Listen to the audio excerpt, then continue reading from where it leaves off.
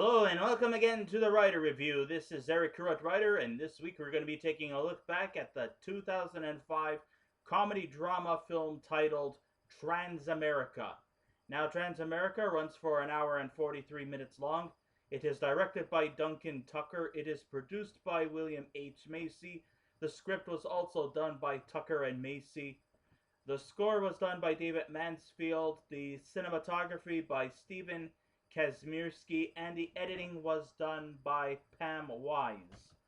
And the stars in this movie are Felicity Huffman, Kevin Zegers, Graham Greene, Fionnula Flanagan, Burt Young, Carrie Preston, and Elizabeth Pena, the late Elizabeth Pena. So what could be said about this movie? Many people will probably dismiss this movie as being just another dragged on road trip movie from New York City to Los Angeles.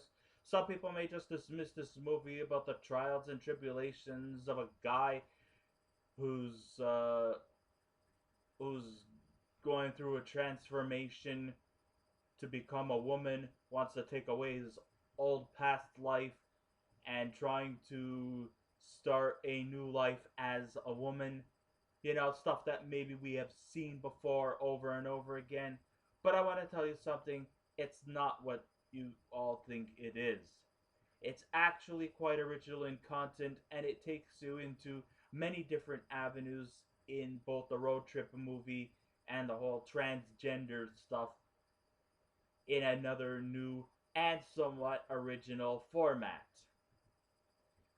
And what could be said about this movie? Felicity Huffman, she turns in one of the most complex and engaging performances I've seen in a long time as Sabrina Bree Osborne, formerly known as Stanley Chupak, who's a transsexual who's pretty much down to her final stages of her final operation as she's about to lose the man Jules, and she is finally to get rid of the horrid past she's encountered when she was a man named Stanley.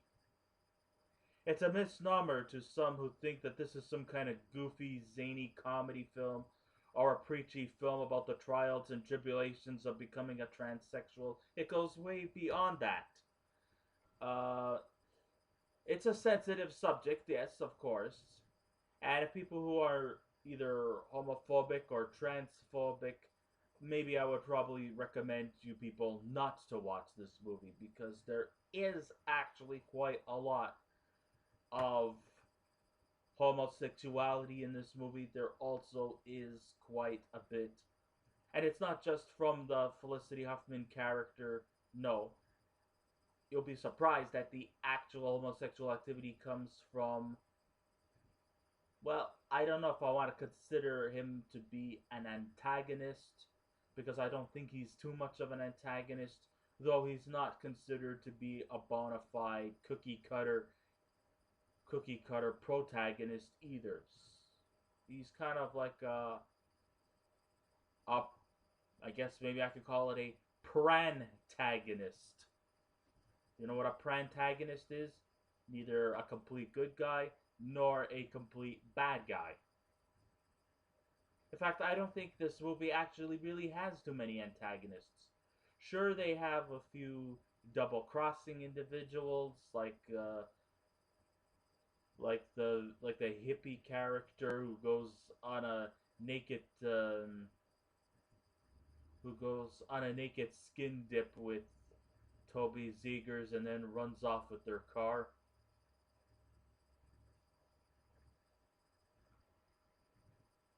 But I think they're really, and maybe I guess you can even sometimes refer to Fionnula Flanagan's character to be somewhat antagonistic, being that she's extremely overbearing and extremely self-centered and quite domineering towards everybody she meets. But it's not a zany comedy. It's not, like Felicity Huffman is pretending to be a woman with a penis. No, there's a lot of serious issues in this movie, but there's also quite a lot of humorous moments. And they both seem to blend in quite spectacularly. You know when there will be times to laugh, and then there will be also times to cry. It balances it both quite nicely, and I think the execution was done pretty good. You know, sure it's low budget, sure there's really not a lot of props, and there's not a major characters. There's no real major characters in this, even though there are a couple of Oscar win nominees, including Felicity Huffman herself in this movie, and yeah, Greene also was nominated for Best Supporting Actor for his performance in Dances with Wolves. But overall, there really is not a lot of A-listers here, and that's not bad. It doesn't. I mean, not all Oscar nominating films have to have A-listers. No, and it doesn't have to be big budgeted. I could tell from this movie that it's very low budgeted, very small casted, but it's still very effective in the form of storytelling. And isn't that what movies should be about? It shouldn't be about A-listers. If there are A-listers in this movie, you could still tell an effective story. That's still very good, but it doesn't have to be like that. And this movie proves it otherwise.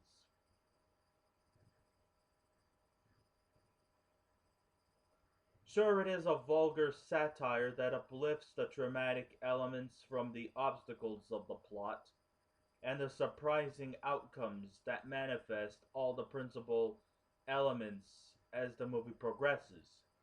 Yes, I definitely truly agree about that. It's truly it is a vulgar movie. There is a lot of vulgarity in this movie. There is actually surprisingly a surmountable amount of nudity. There's a lot of swearing. There's also quite a lot of dirty talk in this movie. But it's not like just randomized stuff to describe one's private parts, or just, just throwing the odd fuck or shit out in the open field just so that we can have the shocking thrills or laughs. No, it's not designed. The humor does not stem from just, toilet humor and stuff like that. The humor comes from within the dialogue. That's where the humor elements come from. Other than that, it's not, going to be, what am I trying to say? It's not trying to be funny in the sense that it's just gonna be just randomized bullshit. It's actually the humor comes from while they're telling the story, while they're speaking. And it feels very natural. These are natural conversations that you could hear within the movie. In his directorial debut, and this is not a bad debut for this young man, Duncan Tucker has a look on the classic road movie to a new direction that pits Bree and a reacquaintance with the son she once fathered, played by Kevin Zegers. What could be said about Kevin Zegers? Oh my goodness, this guy really pulled it off quite spectacularly. He it was just, I mean, Kevin Zegers played a very complex role, and he just nailed it to perfection. Sure, maybe he also had the face that all the girls will go crazy for. I mean, they all look at him as like a young Brad Pitt, so to speak. And that, everybody seems. And that he seems to have the face that girls could love, you know. But I think he goes beyond that. He's actually embodying a pretty complex character. Toby Wilkins, he's a juvenile, almost practically homeless kid who's been in out of trouble, feeling that he has never really experienced what it was really like to be loved.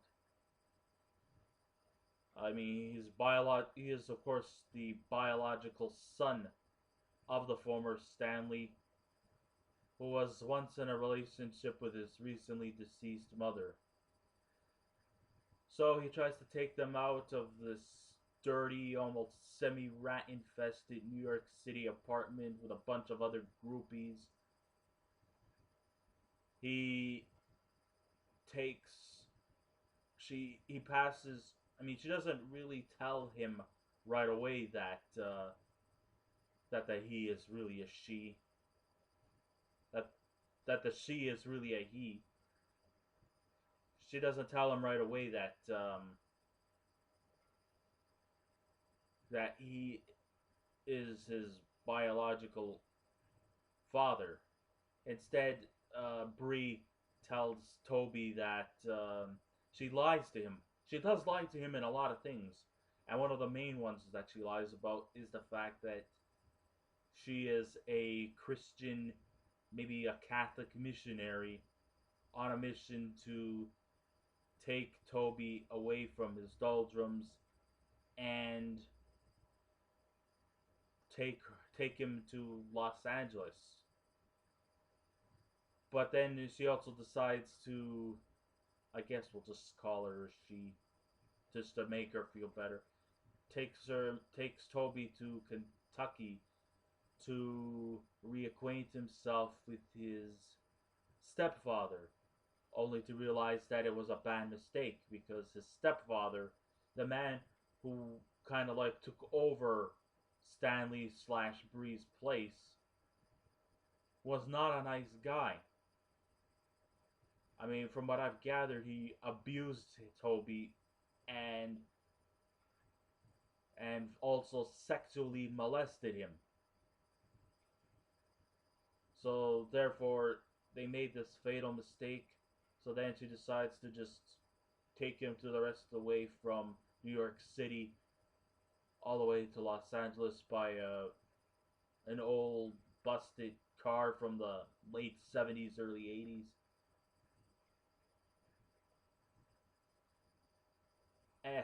And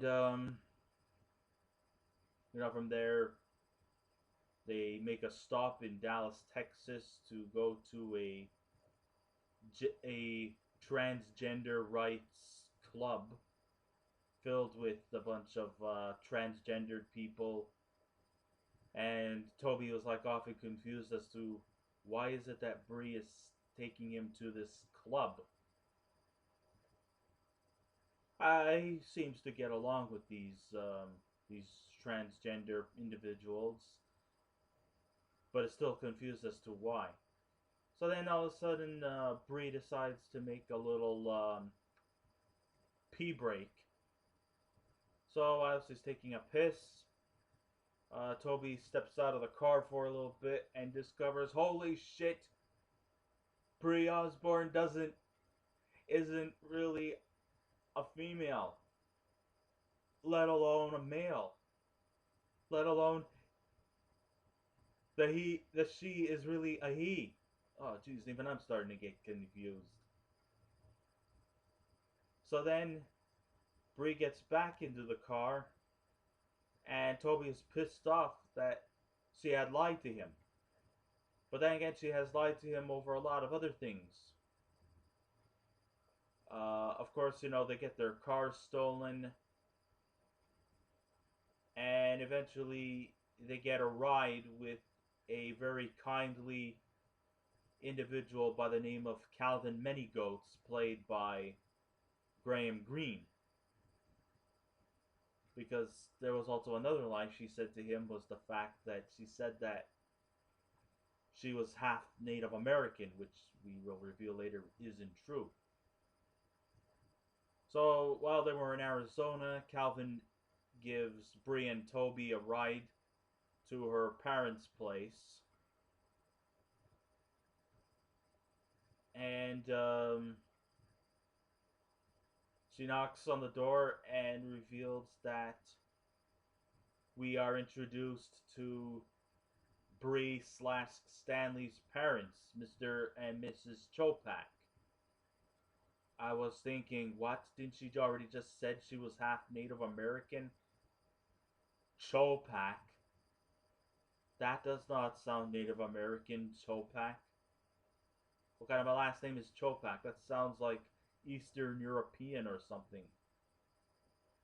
But it actually reveals that Stanley Chopak is actually half Jewish.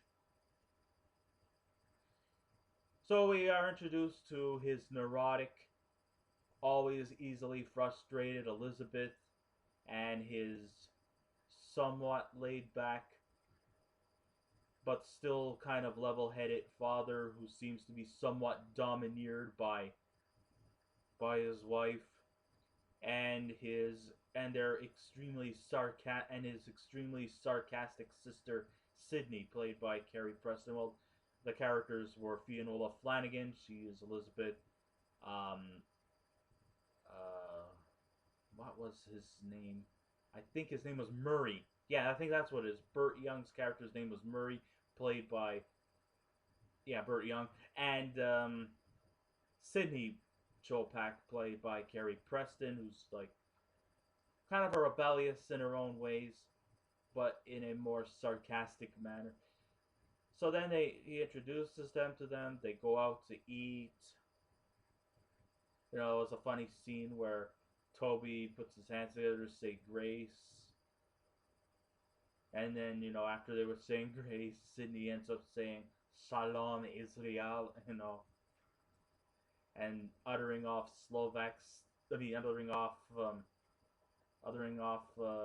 Yiddish, Hebrew stuff. That was actually a pretty funny scene. This is actually a very, very character-driven film. So then, at the climax, she eventually comes to terms with him to finally reveal that Bree Osborne is really Stanley Chopak, and that Toby Wilkins, his real name, is actually, well, biologically he should be known as Toby Chopak, even though he wasn't kind of like raised in a Jewish upbringing. His father was an abusive redneck from Kentucky. So they lie. So then she lied to him once finally to reveal that Bree Osborne is really Stanley Chopak, his father, who is now on the verge of becoming a woman. Toby, angered, ends up stealing some money and some stuff from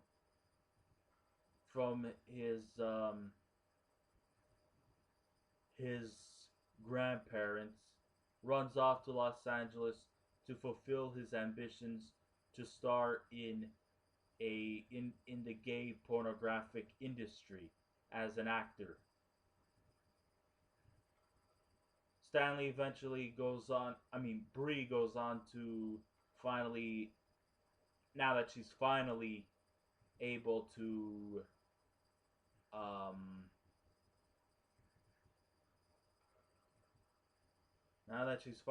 have the man jewels taken off, and now that she has finally let her past go away, she can now finally settle as Bree Osborne, and that Stanley Chopak is not alive in her body anymore.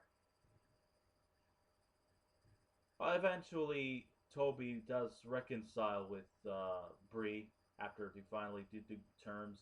He has now bleached his hair blonde. He's now working in the gay porno industry.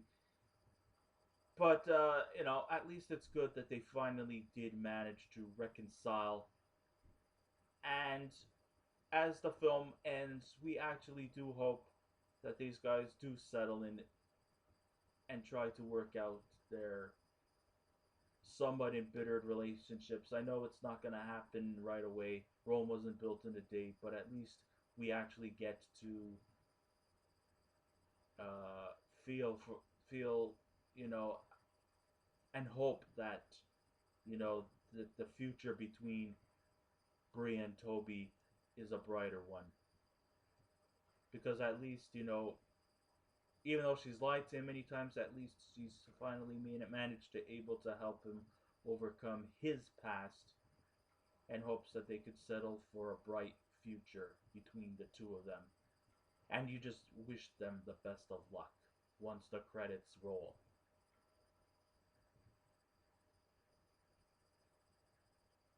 Sure, some people might scoff by saying that this is another cross country road movie, but if you look into the movie beyond the surface, it's really about a journey of a man trying to adapt into womanhood and the hardships it is in trying to adjust to the new life of becoming Bree.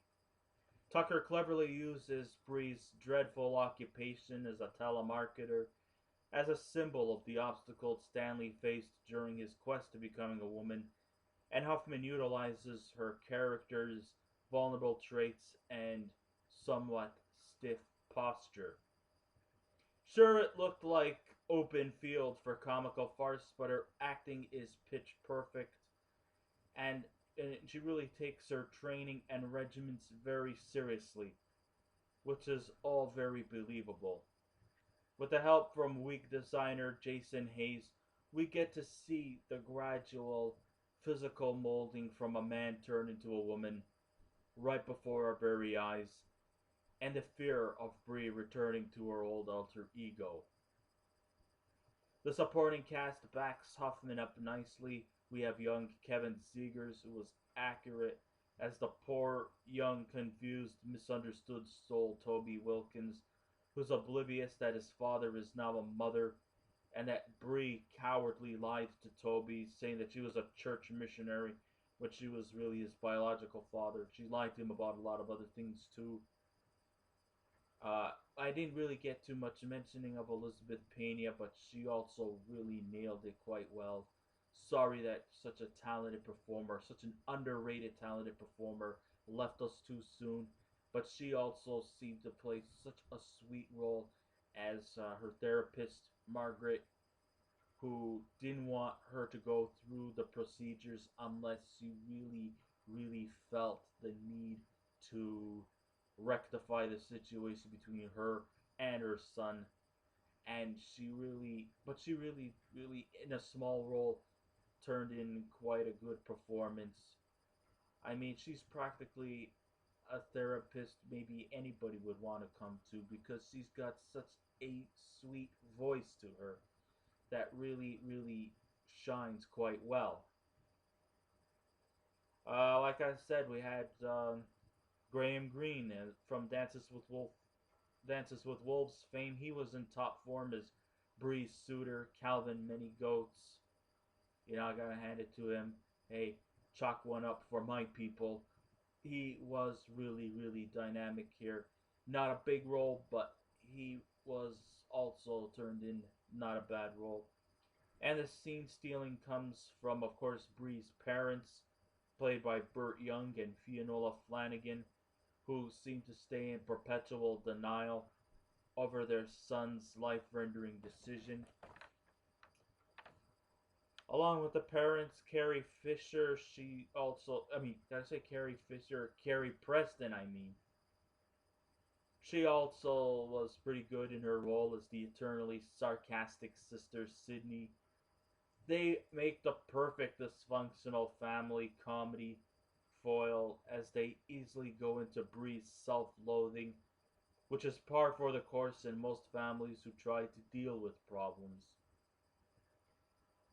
Oh boy, this was really really character driven if you really want to know, and it's not just some mindless, stupid, easy way out kind of road comedy. It's got none of that.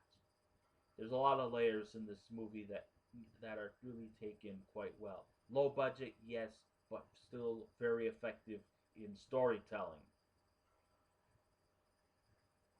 The film, sporadically shifts into being overly sentimental, tearjerker,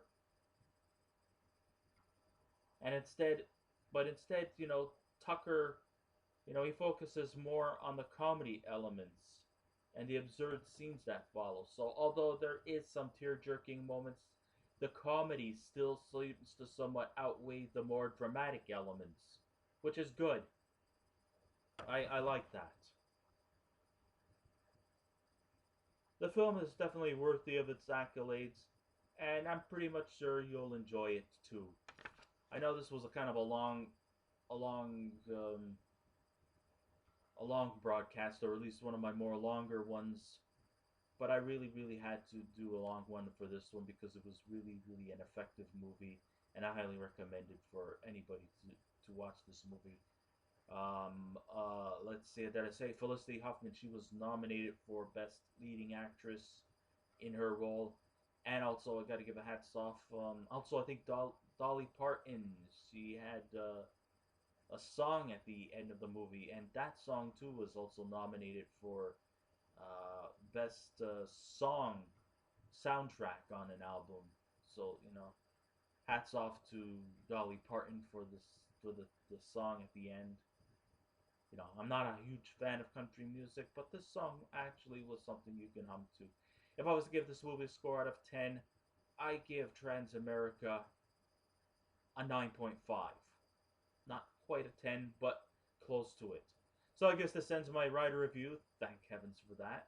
Thank you all for listening in. If you wish to subscribe to my channel, please feel free to do so. You want to leave a comment, go right ahead. Just remember, be kind, be courteous, and don't be rude. And I will be back again with another movie review. So until next time, this is Eric Carud Writer saying, keep watching those movies, and I'll see you around. And I'll try not to make this next one too long-winded. Goodbye.